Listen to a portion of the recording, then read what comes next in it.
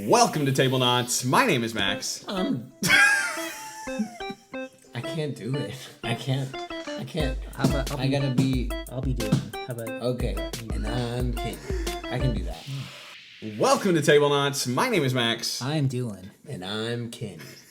And this is Terrorscape Season 2. Now, for those of you who know us and have been around the channel for quite some time, we've already covered Terrorscape Season 1. We love it. We love it, back when it initially came out. So we're not going to spend too much time telling you every in and out about this game, but we will do a brief synopsis. If you want more information, you can go check out our first video. And of course, you can also look at the GameFound campaign link in the description below. So, it's horror month, it's spooky month. What a better time to bring you Terrorscape Season 2. Yeah. This is a 1v minigame in which one person is playing as the killer. The killer does not know where the 3 survivors are. The 3 people playing as survivors must try and escape the killer's grasp by either finding keys and getting to an exit, getting the radio started and calling the cops, getting a fuel for the car and the car started, or encountering a final showdown with the killer. 2 of those are new to Terrorscape Season 2. Yeah. So, Doolin, can you tell us just 30 seconds? No, they've never seen Terrorscape before. This is the first time they're seeing it. Ooh. Okay.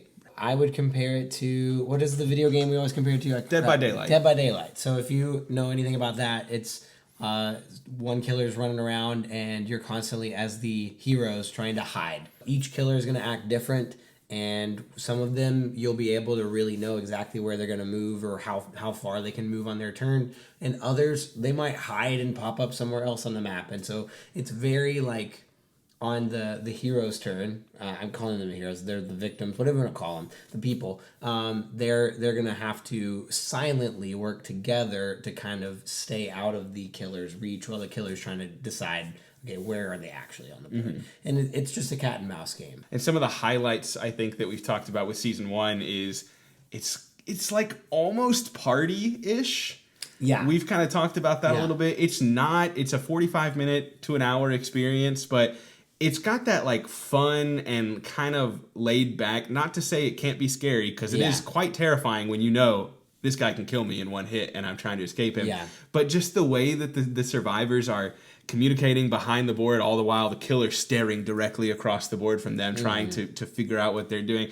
It's really fun and funny and silly. And if you're looking for something super serious, probably not the game for you. I know some people have been disappointed by that, but this works super well for our group dynamic where we just love having a blast with this game. So let's talk about the differences between Season 1 and Season 2. Kenny, can you tell us about that? It's pretty similar. It is very similar. Well, the big thing is that the overall theme of the game is set like in the an Arctic station, science station, kind of like the thing. Good movie. Great movie. Yeah. The monsters, the one that came in the prototype is like kind of like the Predator. So he's basically kind of able to like run around the map, go invisible, do a bunch of combos and zip around. In terms of like actual like big gameplay changes, the 2 big things that they added 2 extra win conditions for the survivors. One is kind of a hybrid between the radio and like searching for keys, because you basically have to try to find a gas can out of the search deck, and then you can go to the car spot on the map and make progress on there, take actions on that space to start the car, and then if you end your turn on that space, the next turn you win.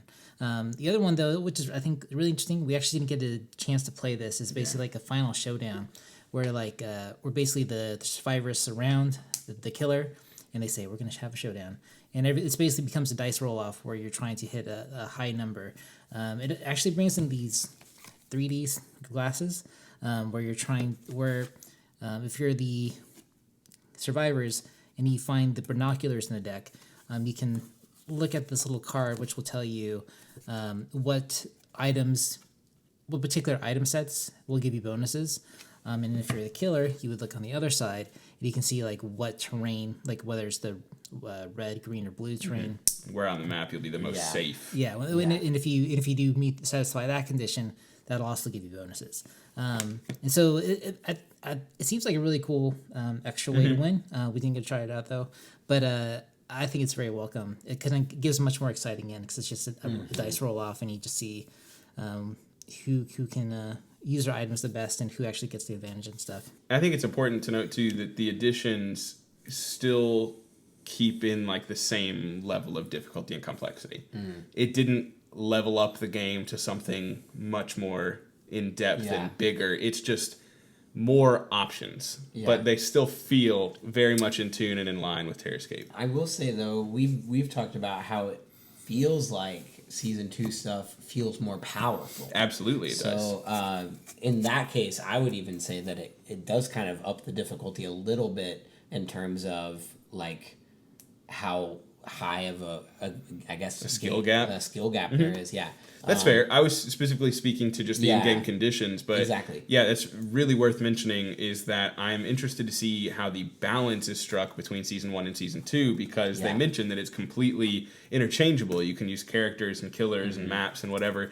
And for me, in our limited experience with season 2, it felt like the killer Orion was incredibly dangerous, and it felt like our survivors were incredibly good at surviving. Yeah. Our abilities in this experience on season 2 were much more impactful and game-changing almost than they had ever been in season 1. Of course, we have a lot more experience in season 1, but the survivors in season 2 were super fun, but also super powerful. So, like, I like it, but I'm curious to see if once season 2 is out, if you have it all, are you ever returning to certain things? I'm not saying that you won't. That's just something that's on my mind. We don't have enough experience with it to make a declaration one way or another. But I think that the power curve that they've kind of added with season 2 is welcomed. But, you know, I wonder how it'll actually work all well together. Yeah. They also added elevation. Is another mechanism that they've added. So the killer, at least in Orion's case, I assume all killers, can jump up and down and move throughout the elevation, whereas the survivors can only jump down, or once they acquire a rope, they can move up. But it did feel like, again, in line with the killers are way more powerful, because there's elevation, that's one more pathway that you can get around, and because there's additional objectives, it like the map is smaller in this than it was in the first one, only by 1 square, but it is smaller in this one than it was in the first one. It felt claustrophobic. Yeah. But I think that has to do with the killer being really powerful, but also the fact that it kind of self-balances by the fact that we have more incentive to go elsewhere, right? It's like in the first one, it's like you're getting keys or you're getting the generator going and calling the radio. Like, what else are you going to be doing? Yeah. Like, there's not... Here, it's, searching, keys, car, fuel, radio, binoculars. So there's a little bit more going on that makes it a little more... the map may be tighter, but it's harder for the killer to just take a wild guess and say, hey, I think you're here. Now, you played Orion, though. What was your experience? Now, it's going to be interesting because you never played a killer in Season 1. You still haven't played a killer in Season 1. Yes. So how was your experience with the killer in Season 2? I thought it was a lot of fun. I've been pretty much like, I just want to play the survivors because I enjoy the way that we communicate as survivors, but I think playing on the other side is a blast as well. Orion plays, it's like very combo heavy. There's a lot of cards you can just play fast and just play on a turn. There's a lot of movement cards, and you can just basically stealth out and just disappear off the map, which is very fun to see you all panic. Yeah, and then come back and do 6 things worth of actions. It's really fun to see, like, as you add your skills and you kind of like run through the deck and more stuff happens. It was pretty fun. He did feel pretty powerful that first game, and I think even the second game where you guys did win, it would have been, I think more competitive, but he just kind of pulled the wool over my eyes with like the whole car and the gas stuff. Is like that we really didn't do I felt like our second game was like we had it like we were doing awesome. It was our abilities comboing together, the stuff we drew worked well together. We felt good, and you're probably taking big risks because you're all in the same zone. And I was just so like if I'd have popped in that spot, we would have been screwed. Which I like. It's a little bit of push your luck. We were like, do we do this? Like, I think we have to. But yeah, you come in there and take one of us down, we're in a bad time. Yeah. So also, in addition to the mechanical changes they've made to Season 2, of course, there's new monsters, there's new survivors, as we've mentioned. But those new monsters in the core box are going to be the Predator, the AI bot, and the Thing. the like conglomeration of bodies is what we're calling it. And then in the expansions, they're gonna have a doctor, a Wendigo, a child doll Doolin, and like a little girl in a nightmare. Where I think the little girl is like level 1 danger, but then she turns into the nightmare, which is level 9 danger or something like that. Gosh. It looks really cool. You should check it out on their GameFound page. But that's creepy. This the is Wendigo also sounds scary too. It just reminds me of Until Dawn. Exactly. Yes. Yeah. Exactly. Ugh. And the one thing I want to mention, because I feel like it's a big shout out to them, and I know some people did have some delay, but we and a lot of other people had way faster timelines than expected. Season 1 delivered really quickly and earlier than we ever anticipated. They're expecting Season 2 to be out November of 2026, so basically a full year, and it should be delivered to you. Obviously, things can change, but just letting you know, at least with Season 1, they did a pretty darn good job getting them to you on time. So a bit of a shame that it won't be there for October 2026. But maybe. Hey, they were early last time, I think. But outside of all the changes, outside of everything going on with Season 2, what about your play experience? Did you enjoy it? Would you recommend it? Man, it's been a while since we played Terrorscape. Yep. And so jumping back in, I was like, are we going to love this as much? Jash was like always a big reason why we had so much fun with it. He played the killer every time, and us three were the survivors, and it just reinvigorated my love for Terrorscape. I talk about like how I rank my games. Terrorscape's been gradually dropping over the last year, and it's slowly raising back up. Like it's in my top 20 again. And you just need to play it some more. I love Terrorscape. It's incredible, and Season 2. If I'm having to choose between them, like the Season 2 monsters are like awesome. Yeah, like, I really like the sci-fi theme. Yeah, and it's hard to compare because Season 1 had like the expansions and the extra maps and like all that stuff that I already really love. But like I'm really interested in playing with the Thing, the Wendigo, like even the child doll. Like I'll deal with it. You cry a little bit, but you'll pee a little bit. If I die to it, I will have nightmares at night, and you'll be the little girl in the nightmare. Yeah, 100%. I think if you like Terrorscape, the first one, this is a lot more of it, and I really do like the extra win conditions. I do think that changes it up quite a bit, and it'll be interesting to see what they do for different maps. Yeah, because I mean, this is just the extra win conditions for like this box. Yeah.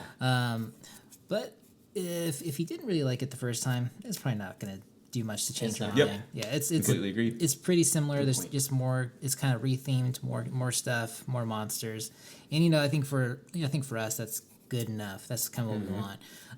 I do think some stuff could be better. Like I think like the glasses stuff. Like it's a cool concept, but execution, at least in the prototype, isn't great. Needs some refinement. Yeah. But I would imagine they'll fix it. I would hope. Yeah. But you can do this in the meantime, and that's fun. Yeah, you look cool. Thank you.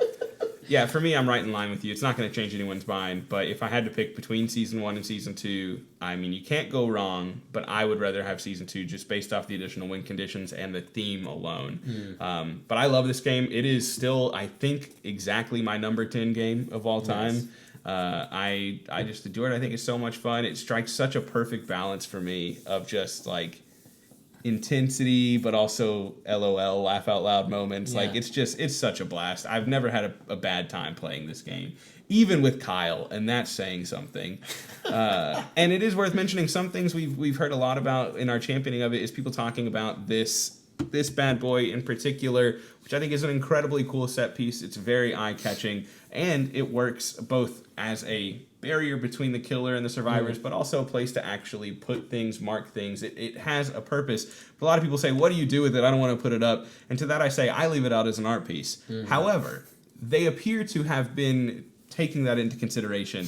This is the prototype, which functions pretty much the exact same as the first one, but according to their campaign page, they are working on making it faster setup and changing the way it functions and actually comes together. And they're also adding in skins, so you can kind of slap a skin on it for the depending scenario that you're playing, which I think are both welcomed additions. I never had too much of an issue because I think it looks cool on my shelf, but if you are someone who wants to pack it up and put it away, it appears that they are hopefully addressing that a little bit better in Season 2, though we cannot speak to it personally. Not yet. So again, check it out on GameFound right this moment. Hopefully, if we're late, there's some late pledges or something. This should be delivering in November of 2026, and it gets the Tablenauts recommendation from all three of us. Big ol' stamp, yes. And until next time, we'll see you later. Bye.